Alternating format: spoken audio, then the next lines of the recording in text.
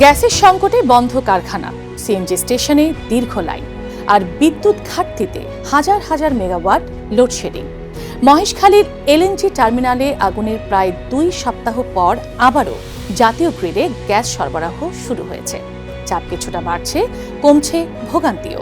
কিন্তু প্রশ্ন হলো, এই স্বস্তি কি স্থায়ী নাকি সংকট এখনো রয়ে গেছে?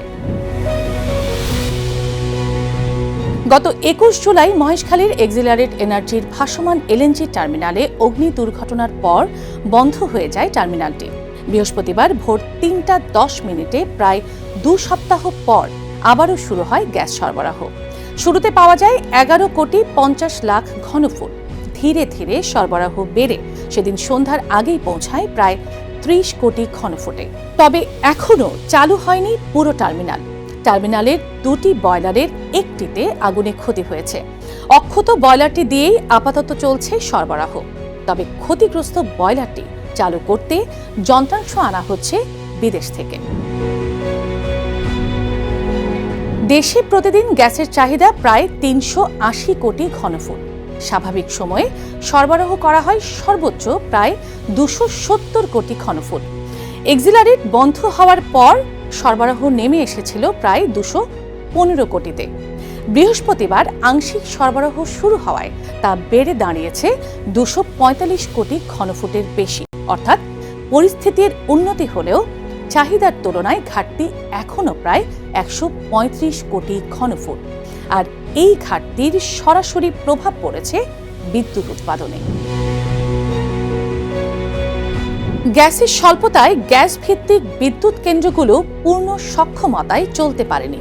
এর সঙ্গে কয়লা সংকট ও রক্ষণাবেক্ষণের কারণে পায়রা, রামপাল সহ কয়েকটি বড় কেন্দ্র পুরো উৎপাদনে ছিল না। এ কারণে কয়েকদিন ধরে সর্বোচ্চ 3000 থেকে 3500 মেগাওয়াট পর্যন্ত লোডশেডিং হয়েছে।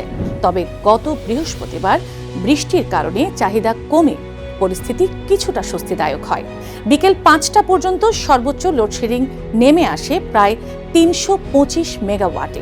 তবে এই স্বস্তির বড় কারণ গ্যাস নয়, কমে যাওয়া বিদ্যুৎ চাহিদাও এর পেছনে ভূমিকা রেখেছে। বিদ্যুতের পর সবচেয়ে বেশি গ্যাস ব্যবহার করে শিল্প কারখানা।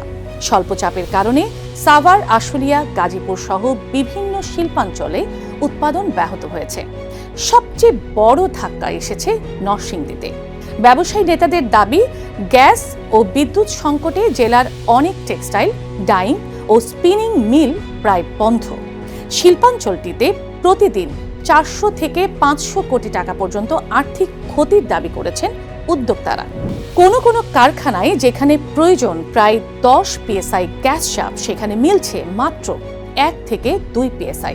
এতে উৎপাদন ধরে রাখাই কঠিন হয়ে পড়েছে। মহেশখালীর সংকটের সবচেয়ে বড় শিক্ষা হলো, দেশের গ্যাস ব্যবস্থা এখনো এলএনজির ওপর অনেকটা নির্ভরশীল। প্রতিদিন সরবরাহ করা মোট গ্যাসের প্রায় 35 থেকে 40% আসে এলএনজি থেকে।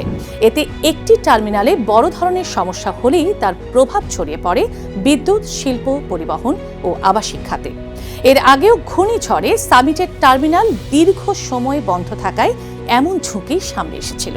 বিশেষজ্ঞদের মতে, দীর্ঘমেয়াদে দেশীয় গ্যাস অনুসন্ধান ও উৎপাদন বাড়ানো ছাড়া এই ঝুঁকি কমানো কঠিন। জ্বালানি মন্ত্রী জানিয়েছেন, গ্যাস সঞ্চালন বাড়ায় কয়েকদিনের মধ্যেই পরিস্থিতি স্বাভাবিক পর্যায়ে ফিরতে পারে। তবে ক্ষতিগ্রস্ত বয়লার পুরোপুরি চালু না হওয়া পর্যন্ত সরবরাহে অনিশ্চয়তা থাকছে। মহেশখালীতে গ্যাস ফিরতে শুরু করেছে, এটাই আপাতত স্বস্তির খবর। কিন্তু এই সংকট মনে করিয়ে দিল, জ্বালানি নিরাপত্তা নিশ্চিত করতে শুধু আমদানি নয়, দেশীয় গ্যাস অনুসন্ধান, বিকল্প জ্বালানি ও শক্তিশালী অবকাঠামোর দিকেও নজর দিতে হবে। তাই এখন প্রশ্ন, শুধু গ্যাস ফিরেছে কিনা নয়, বরং ভবিষ্যতে এমন সংকট ঠেকাতে বাংলাদেশ কতটা প্রস্তুত। আপনাদের সঙ্গে ছিলাম চন্দ্রা বিশ্বাস ববি। আবারও ফিরব নতুন কোনো তথ্য নিয়ে।